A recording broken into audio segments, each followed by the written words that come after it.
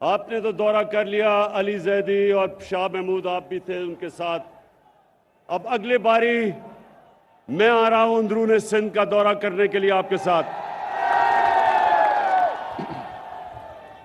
मेरी अब मिशन है कि जो जुल्म सिंध के लोगों से हो रहा है, ये जो 14 साल जरदारी माफिया ने सिंध के साथ किया है, मैं अंदरूनी सिंध के लोगों को खास तौर पे आज पैगाम देना चाहता हूं कि आजादी का वक्त इंशाल्लाह आ गया है। उसके बाद कराची के लोगों के लिए एक तो मैं आप सबको केसीआर की मुबारक देता हूं, क्योंकि केसीआर अभी बनने वाली है। अभी तो ग्रीन लाइन, खैर उसकी मुबारक देता हूं, ग्रीन लाइन आ चुकी है। लेकिन अभी जो हमारा कराची का पैकेज आपके सामने आता जाएगा, और मेरा ये यकीन है कि कभी कराची में किसी गवर्नमेंट ने, फेडरल गवर्नमेंट ने कभी वो काम नहीं किए जो इंशाल्लाह हम करने जा रहे हैं। मुझे अपनी कौम का शुक्रिया अदा करना चाहता हूं कि पाकिस्तान की तारीख का सबसे ज्यादा टैक्स उन्होंने हमारी हुकूमत को दिया, रिकॉर्ड टैक्स कलेक्शन की, और उसकी वजह से हमें तौफीक मिली कि हम अपनी आवाम के ऊपर बोझ कम करें। हमने 20 रुपए पेट्रोल और फजलुर रहमान को कम किया।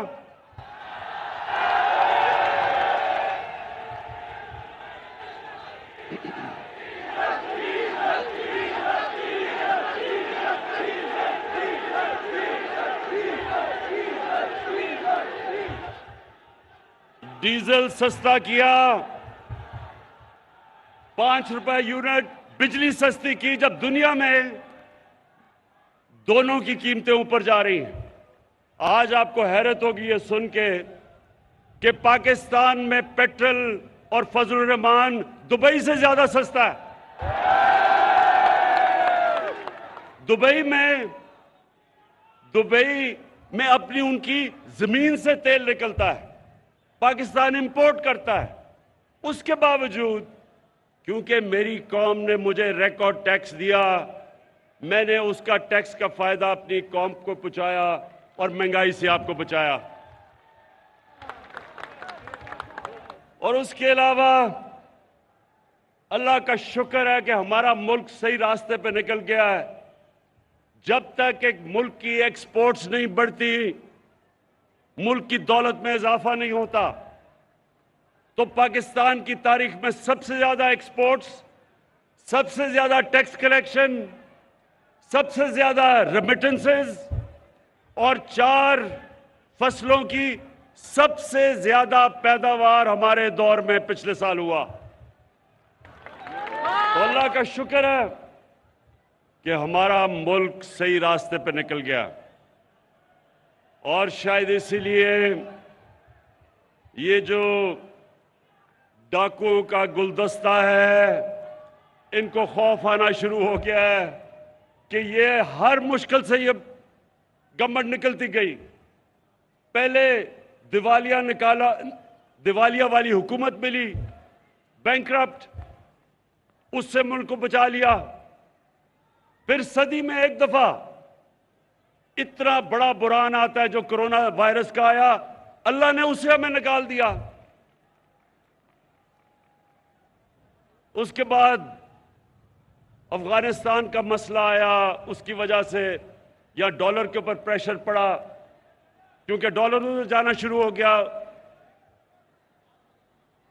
अफगानिस्तान की फिजा की वजह से, कि एक खौफ था लोगों को कि हालात क्या बिगड़ेंगे। डॉलर लिए लोगों ने, तो यहां प्रेशर पड़ा हमारे पे, उससे अल्लाह ने हमें बचाया। फिर अब यूक्रेन, इसकी वजह से और ज्यादा गंदम ऊपर, तेल ऊपर, कोयला ऊपर, गैस ऊपर। लेकिन अल्लाह का करम है कि मैंने अपनी कौम को इन सारी चीजों से बचाया है।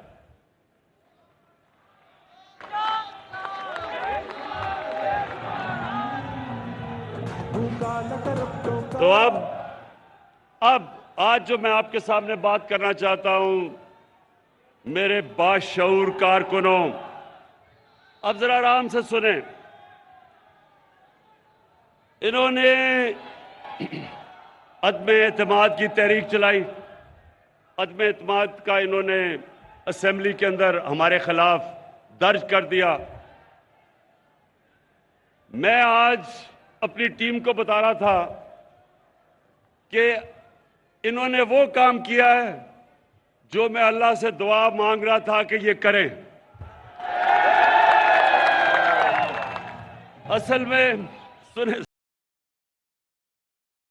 सुने देखिए, एक कहावत है कि जब गीदड़ की मौत आती है तो वो शहर की तरफ भागता है। तो ये चोरों के टोलों की जो इंशाअल्लाह मैं ऊपर वाले के ऊपर एतमाद है, इनकी जो सियासी मौत आई है, इन्होंने अदम एतमाद कर दिया है।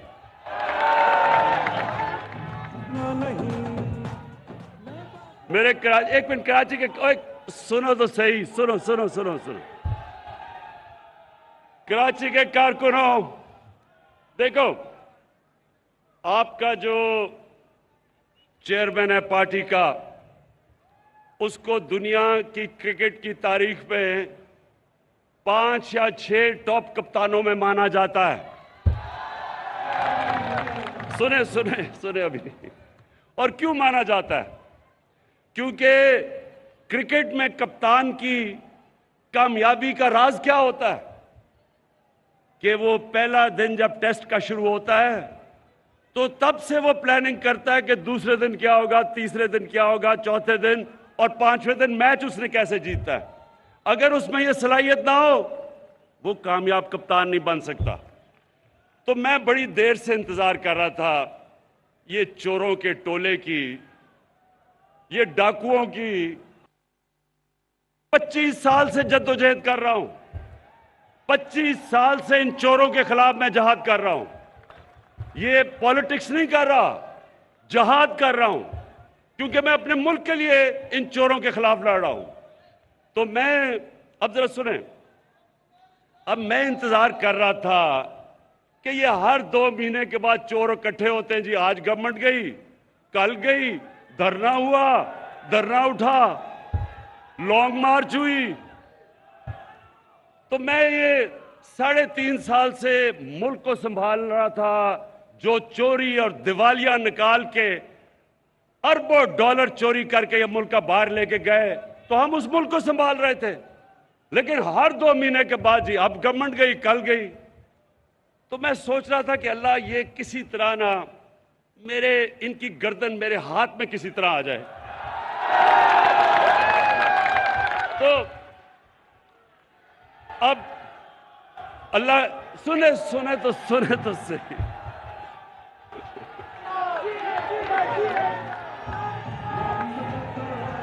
तब्दीली आई रे, तब्दीली आई रे, तब्दीली आई रे, भूखा न तरफ का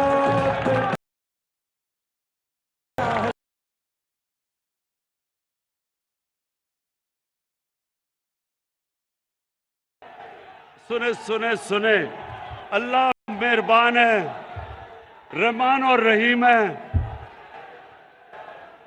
एक इंसान जो अल्लाह से मांगता है अपनी कौम के लिए, उसकी ज्यादा दुआएं सुनता है।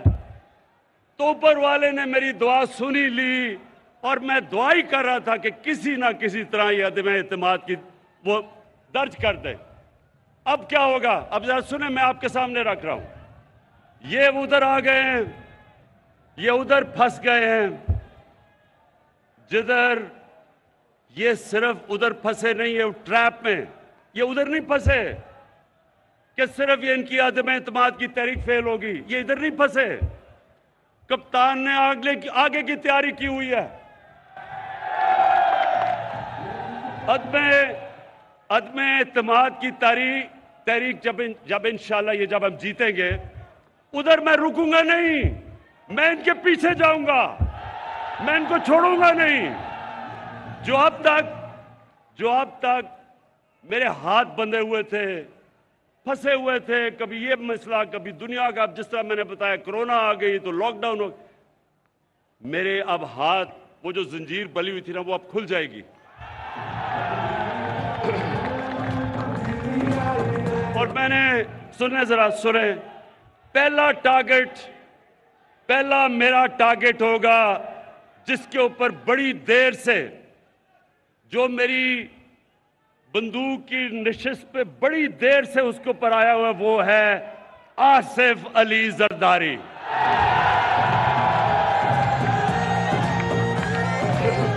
ये आदमी, ये जालिम आदमी जो पुलिस को इस्तेमाल करता है, लोगों को मरवाता है, गुंडों को इस्तेमाल करता है, जुल्म करता है, चोरी करता है।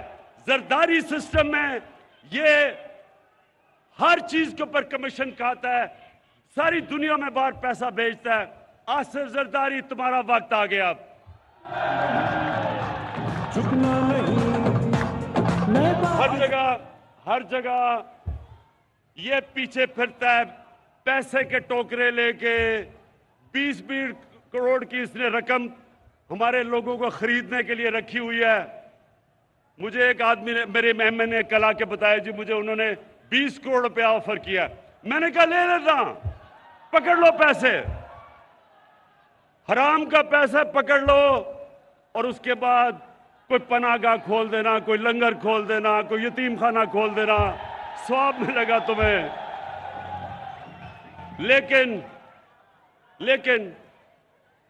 जरदारी, ये जो जब तुम्हें नैब बुलाती है तो कमर में दर्द हो जाती है। दूसरी तरफ आपने देखा होगा मकसूद चपरासी वाला। कौन है वो मकसूद चपरासी वाला? मकसूद चपरासी वाला शोबाज, जूते पॉलिश करने वाला, बूट पॉलिश करने वाला, वो इसके साथ मिल गया है, क्योंकि उसको पता चल गया है कि वक्त आ गया है। अब वो जो खींचता गया है, जी मेरी हर रोज जब केस हो, मुझे कभी कोरोना हो जाता है, कभी उसका वकील नहीं आता, कभी कमर में दर्द हो जाती है। लेकिन मकसूद चपरासी वाला, तुम्हारा टाइम भी आ गया है। तुम्हें पता है कि अगले 3 महीने के बाद तुम पूरी तरह जेल में डालोगे, और जो तुमने अरबों रुपया इस मुल्क के बाहर, अपने बेटे को बाहर बैठाया हुआ है, अपने दामाद को बाहर बैठाया हुआ है, फिक्र ना करो, उनको से पैसा हम वापस लाके बिजली की कीमत और कम करेंगे।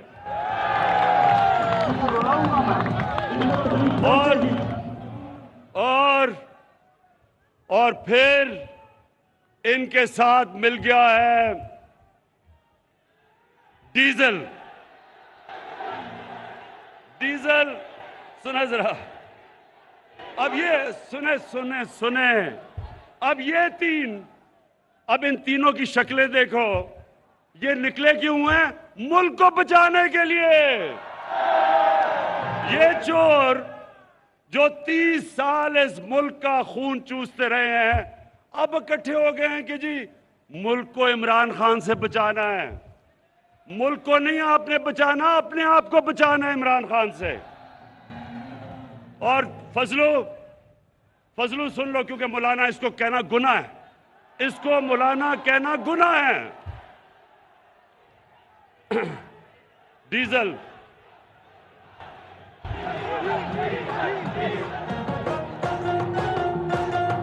मैं देखें, इज्जत जिल्लत ऊपर वाला देता है।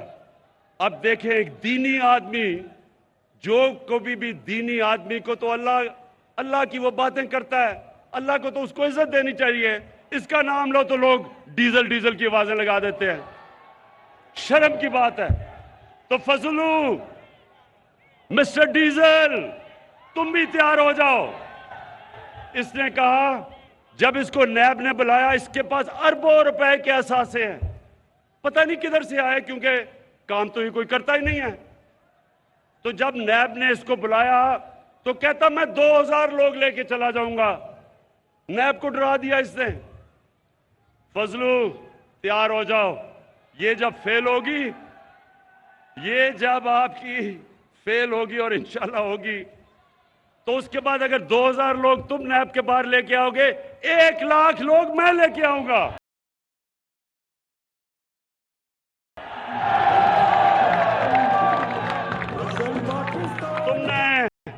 तुमने इस मुल्क का दीन का काफी हमारे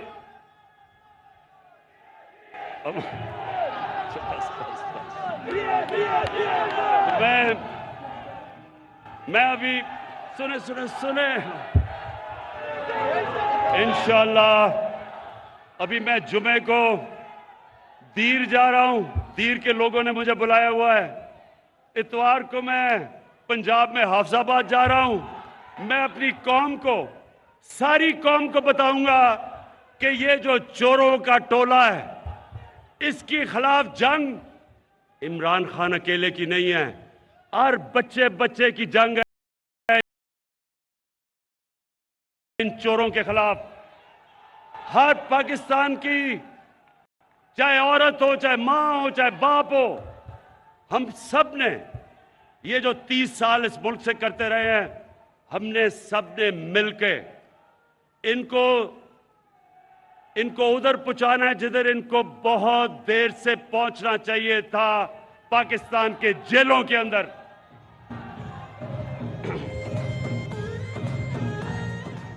और आसिफ जरदारी, और खुदा का वास्ता है, ये अपने बेटे को खुदा के वास्ते उर्दू तो सिखा दो। 15 साल हो गए हैं, बारिश आता है 15 साल के बाद, चीनी उगता है। खुदा का वास्ता है, मैंने अंग्रेजों को 2 साल में उर्दू सीखते देखा है। 15 साल हो गए हैं, कभी इसे यही नहीं पता कि लड़की आता है या आती है, इसे ये भी नहीं पता अभी तक। और ये टोला, ये चोरों का टोला मुल्क को बचाने के लिए निकला है। ये उधर आ गए। फिर से मैं कहता हूं, जब इन करप्ट चोरों की मौत आती है तो ये आज असेंबली की तरफ जो आ रहे हैं, अल्लाह तेरा लाख लाख शुक्र है कि तूने मेरी दुआएं कबूल कर ली हैं। और इंशाअल्लाह मेरे पाकिस्तानियों, मेरे कराची के लोगों, इंशाअल्लाह ये मुल्क एक बड़े अजीम ख्वाब का नाम है। इस मुल्क बनने के ऊपर जो नारा लगा था वो ये था कि पाकिस्तान का मतलब क्या? ला इलाहा इल्लल्लाह। अल्लाह के सिवा हम कभी किसी के सामने नहीं झुकते। और ये डाकू जिन्होंने पैसे चोरी करके बाहर रखे हुए हैं, ये हर बाहर से ताकतों के सामने ये झुकते रहे हैं। इस मुल्क के ऊपर 400 ड्रोन अटैक्स हुए 10 सालों में, जब ये जरदारी और नवाज शरीफ इख्तियार में थे। एक दफा ये नहीं बोले। कौन बोला था? तहरीक इंसाफ निकली थी। हमने यहां धरने किए थे ड्रोन्स के खिलाफ, क्योंकि ये वो लोग हैं जो जिन खुदाओं की पूजा उनकी करते हैं जिधर इनका पैसा पड़ा है। चोरी का पैसा इनका उन मुल्कों में पड़ा हुआ है। ये कभी उनके सामने अपने मुल्क की मफादात के लिए खड़े नहीं होंगे। मैं हमेशा समझता हूं कि पाकिस्तान को सबसे दोस्ती करनी चाहिए। किसी मुल्क के मैं खिलाफ नहीं हूं, लेकिन मैं किसी मुल्क को यह इजाजत नहीं दूंगा कि मेरी कौम के मफादात के खिलाफ वो कोई कार्रवाई करे।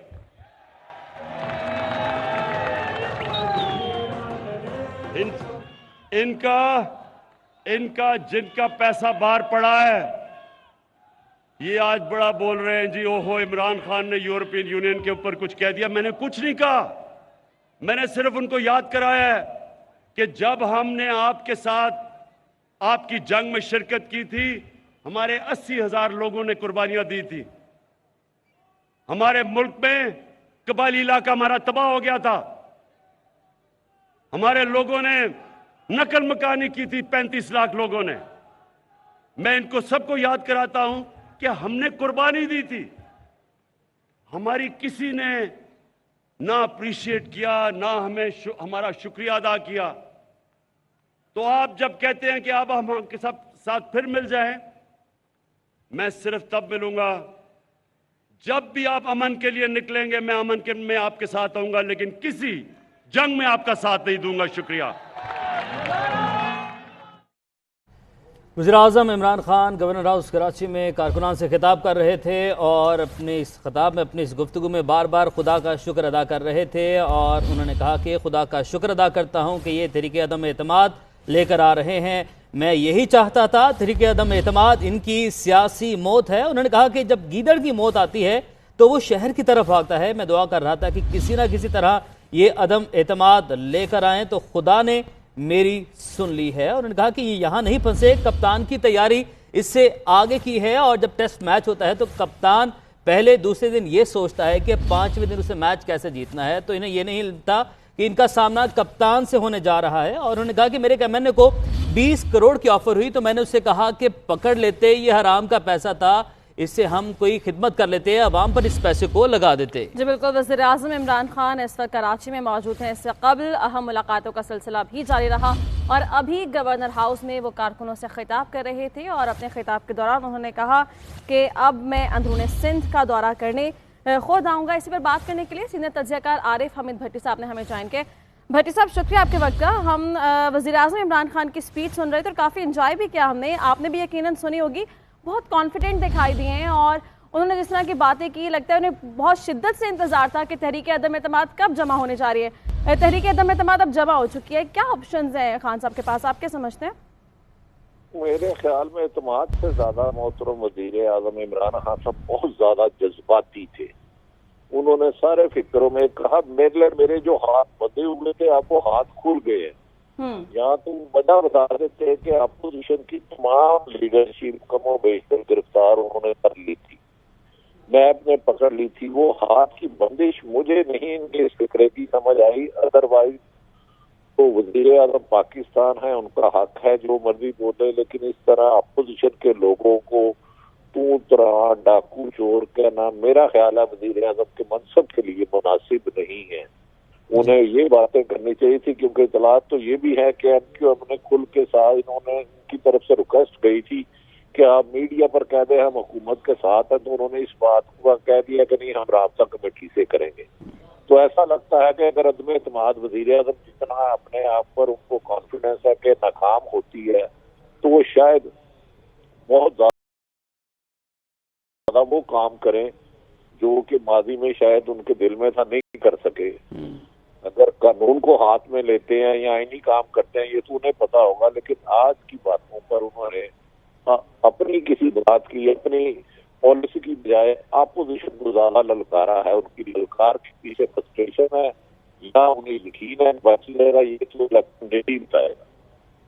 ठीक है बड़ी साहब, इन्होंने अपने जो अहदाफ हैं वज़ीर-ए-आज़म पाकिस्तान, उन्होंने आज की इस तकरीर में अपने अहदाफ का भी बता दिया। और उन्होंने कहा कि मैं खुदा का शुक्र अदा करता हूं कि उन्होंने तहरीक अदम एतमाद जमा करवा दी। भी आपने भी जिक्र किया कि ज़्यादा जज्बाती जो है वो तकरीर उनकी महसूस हो रही थी, तो उन्होंने कहा कि कामयाब होगी। बड़े कॉन्फिडेंट दिखाई दिए इस हवाले से। और अपने क्रिकेट के दौर का हर तकरीर में वो जिक्र करते हैं। आज भी उन्होंने जिक्र किया इस हवाले से कि कप्तान जो है उसकी जो प्लानिंग होती है वो आगे की होती है। इनको अंदाज़ा नहीं था कि मेरी जो प्लानिंग है वो इससे बहुत आगे की है। यहाँ पर ये अदम एतमाद नहीं, मैं इससे आगे का सोच रहा हूँ।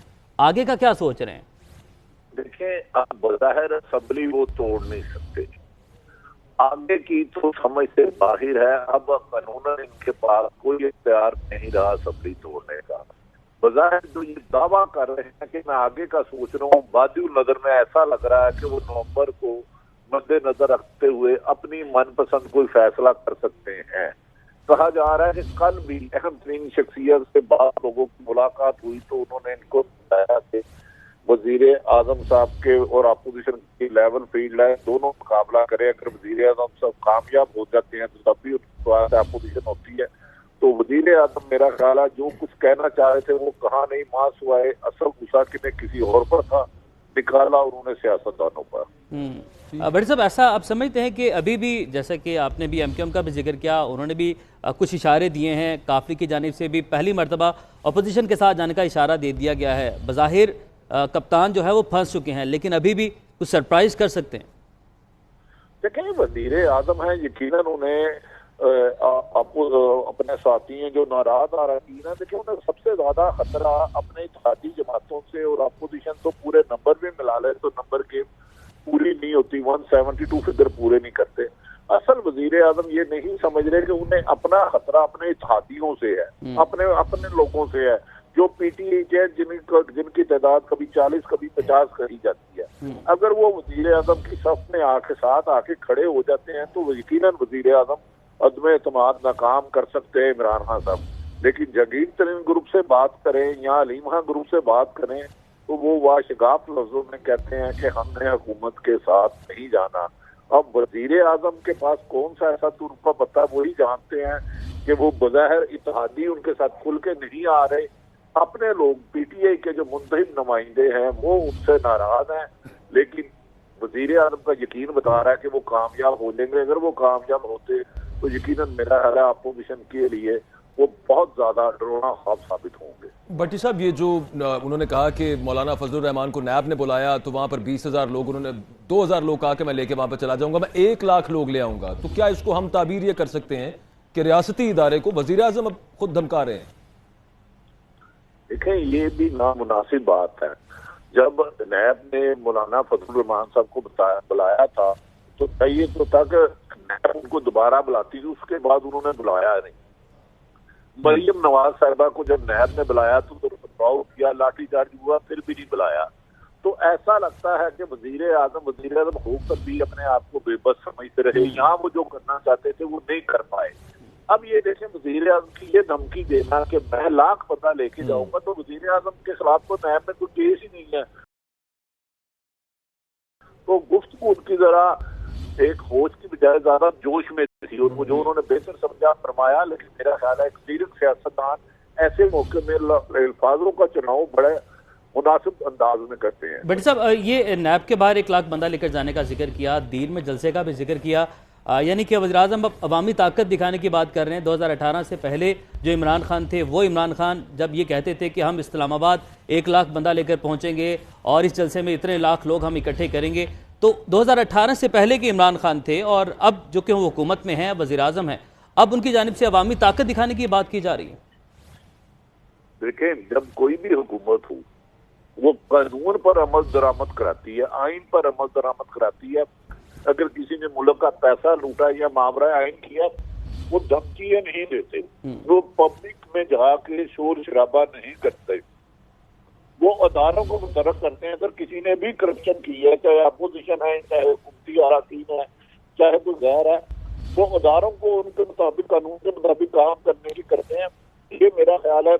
मेरे ख्याल में वज़ीर आज़म कुछ ज्यादा जज्बाती हो गए थे और ऐसे सख्त अल्फाज इस्तेमाल किए जो कि वज़ीर आज़म के मकसद के लिए मेरी नजर में बेहतर नहीं है, लेकिन उन्होंने बेहतर समझा तो उन्होंने सवाल किए। भट्टी साहब, आपने सख्त अल्फाज का जिक्र किया।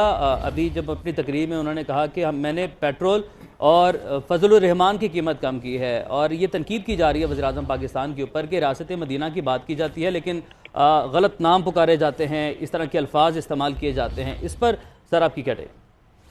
देखिए, मौलाना फजलुर रहमान साहब से आप इख्तलाफ कर सकते हैं यकीनन, लेकिन वो एक मौलाना है और उनका नाम बिगाड़ के बुलाना मेरे ख्याल में तो मुनासिब नहीं है। मैं तो एक आम शहरी हूँ कि एक मौलाना है मौलाना, तो उनके नाम को इस नामुनासिब अंदाज में पुकारना, वजीर आजम, वो शायद उन्हें ये नहीं लम कि वो पूरे के पूरे 20-22 करोड़ आवाम के वजीर आजम है, चाहे वो पीटीआई के हो, नॉन के हो, मजदूर हो, किसान हो, खारी हो, वो सबके वजीर आजम है। इस तरह नाम पुकारना, डाकू चोर कहना, भाई आपको 3.5 साल मिले थे, अगर वो डाकू चोर थे आपके मुताबिक तो आप अदालतों में साबित करते उनको।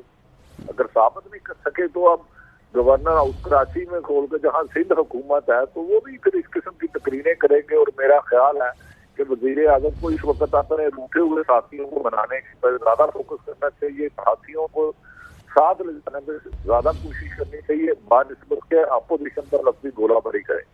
ठीक है भट्टी साहब, ये भी कहिएगा कि इससे कबल जो मुलाकात हुई है, कहाँ मुलाकात हुई, इस पे जो एमक्यूएम रहनुमाओं का मौक़िफ़ है वो ये कहते हैं कि अदम एतमाद तो कोई बात ही नहीं की गई। तो इस मुलाकात का एजेंडा क्या था, और अगर इस पर ये गुफ्तगू ज़ेर बहस रही तो इसको सीक्रेट क्यों रखा गया और वो उस पर खुलकर क्यों नहीं बात की जा रही? देखिए, एक तो बात बड़ी मुख्तसर हुई है, ये कोई लंबी मुलाकात नहीं हुई, क्योंकि हमारी इतलात के मुताबिक ये पहले वजीर आजम पाकिस्तान के जो एज ए वजीर आजम हैदराबाद गए हैं, तो पहला शिकवा तो एमक्यू पर ये था कि आप इससे पहले दर्जनों मरतबा तशरीफ लाए, लेकिन एमक्यू की याद नहीं आई आपको।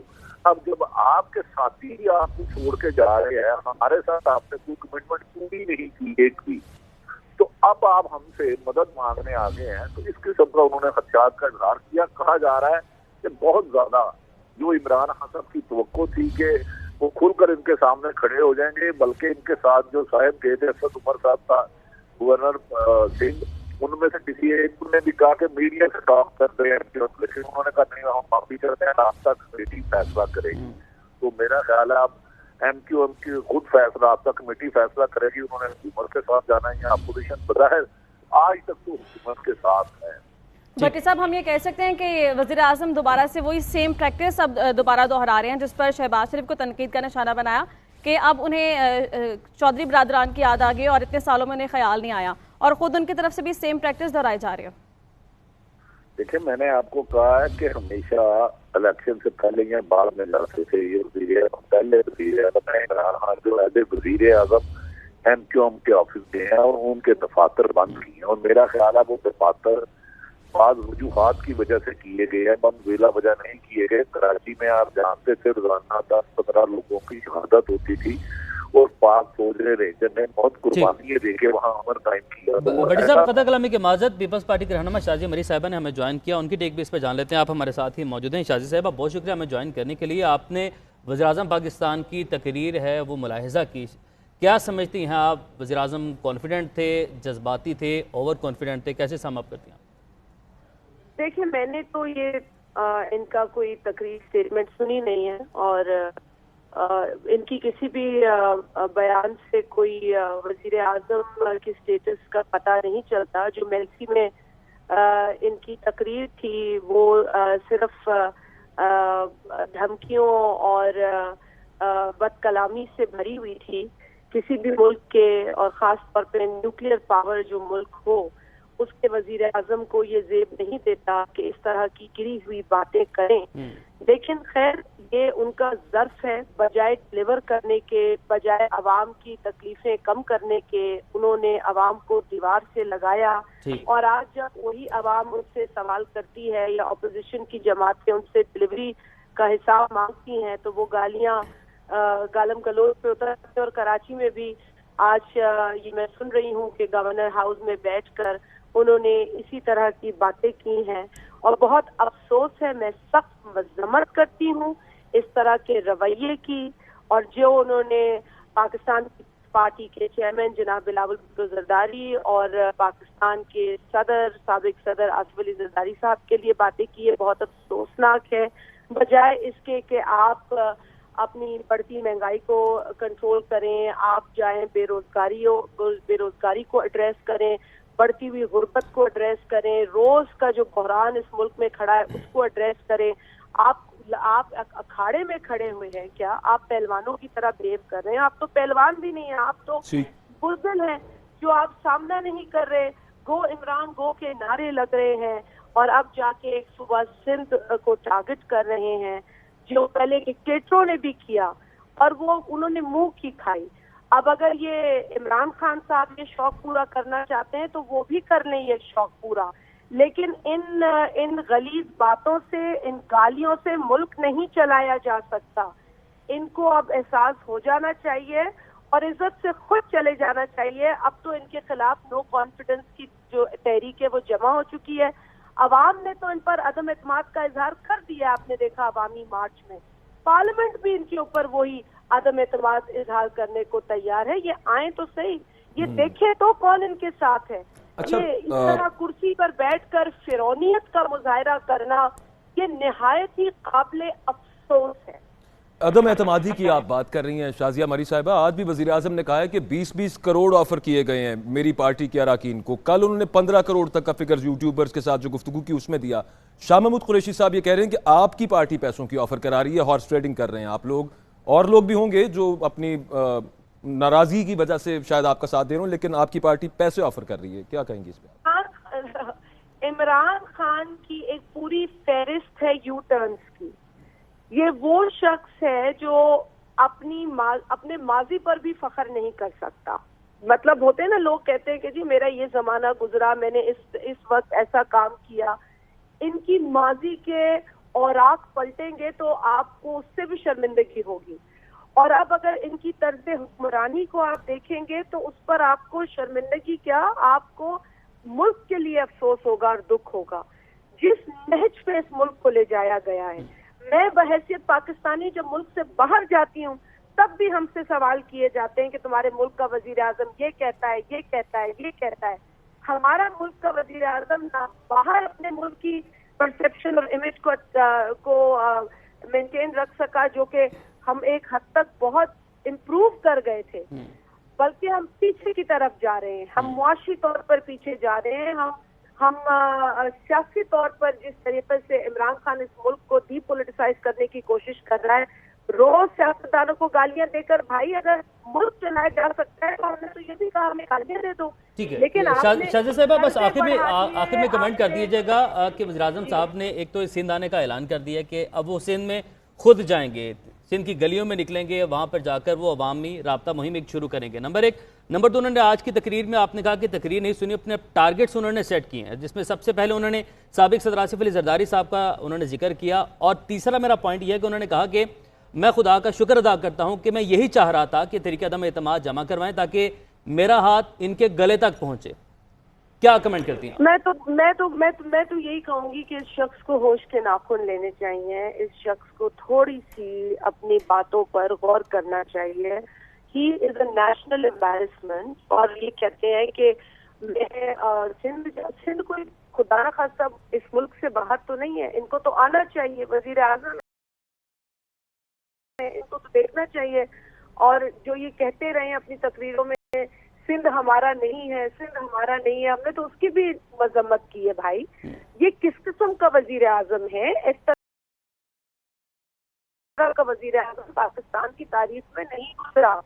और अल्लाह ना करे कि ऐसा हुक्मरान इस मुल्क को मिले। इस मुल्क की किस्मत, इस मुल्क का पोटेंशियल बहुत ज्यादा है। जो कुछ हम आज जो हम देख रहे हैं ना, जो इस मुल्क को मिल रहा है, we don't deserve this. We deserve a better future and we deserve कि ये आदमी यहाँ से चला जाए। और इसको इज्जत के साथ एक पैसेज मिला है, ये वो पैसेज ले, बजाय इसके धमकियां दे। आज ये कहते कि मैं गरीब के लिए करूंगा, मैं बेरोजगार के लिए करूंगा, बजाय इसके कि ये कहें कि जी मैं फलाने को यूं कर दूंगा, मैं उसको यूं कर दूंगा।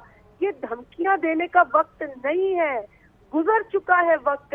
अब इनको अपनी गलतियों पर गौर करना पड़ेगा, लेकिन गौर करने की बजाय ये वो दोहराए। मुझे तो समझ में नहीं आ रहा व्हाट्स रॉन्ग विद हिम। मतलब I really fail to understand what's wrong with this man.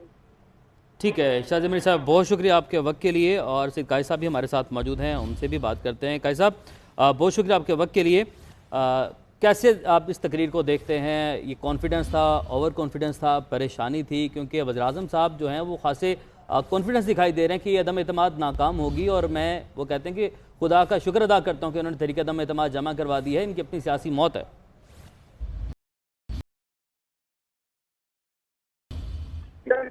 देखिए, मुझे खान साहब की गुफ्तगू और बॉडी लैंग्वेज जो है वो ये बता रही है कि डू एंड डाई के मोड में चले गए हैं। वो डू और डाई का मोड है। अच्छा, अब उनकी कॉन्फिडेंस की क्या वजह है या क्या वजह नहीं है, ये तो हम जानते हैं कि खान साहब जो है उनकी जो जिंदगी रही है, जो उनकी शख्सियत है, उनमें खौफनाक इनफ्लेक्सिबिलिटी थी। वो बिल्कुल फ्लेक्सिबल नहीं है। और आज जो क्राइसिस क्रिएट भी हुआ है उसकी एक बहुत बड़ी वजह उनकी इनफ्लेक्सिबिलिटी है। तो अब ये वैसे तो एक राइफ है र्यूमर्स इस तरह की, हम र्यूमर से तो बात नहीं कर सकते। खान साहब के कॉन्फिडेंस की क्या वजह है, वो किस हद तक चले जाएंगे वो पता नहीं। अब इससे पहले तो वो एक पेज के चला गया, कहानी अंदर क्या है इसका कहना बहुत मुश्किल है। ये अगले 22-23 दिन जो है वो खास से हैजान अंगेज होंगे और खान साहब कहीं भी बज करते या कंप्रोमाइज करते किसी सतह पर नजर नहीं आ रहे। तो ये इससे एक खतरा जरूर बनता है कि ये क्राइसिस आउट ऑफ प्रोपोर्शन ना हो जाए, मगर दुआ है कि ये चीजें जो है वो बेहतरीन तरीके से आगे बढ़े। अलबत्ता खान साहब जो है ये डेस्पिरेशन में है या और कॉन्फिडेंट है, ये वक्त ही बताएगा। जी ठीक है कायद साहब, इस पर मरीम नवाज की जानिब से भी इमरान खान और MKM के दरमियान जो मुलाकात हुई, इस पर उन्होंने शायराना तबसरा किया। कहती हैं कभी अर्श पर, कभी फर्श पर, कभी उनके दर, कभी दर बदर, गमे कुर्सी तेरा शुक्रिया, हम कहाँ कहाँ से गुजर गए। तो क्या समझते हैं आप, ये सिर्फ PTI की कहानी है या इस वक्त पाकिस्तान की तमाम सियासी पार्टीज इसी रविश पर चल रही हैं?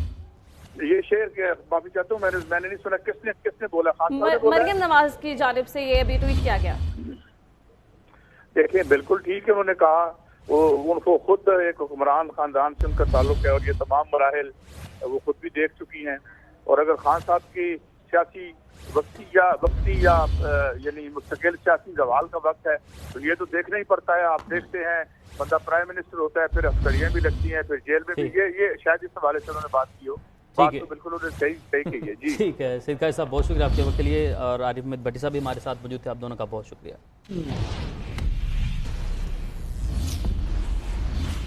ब्रेक के बाद हाजिर होंगे हेडलाइंस के साथ। आप देखते रहिए GNN, क्योंकि GNN जानता है।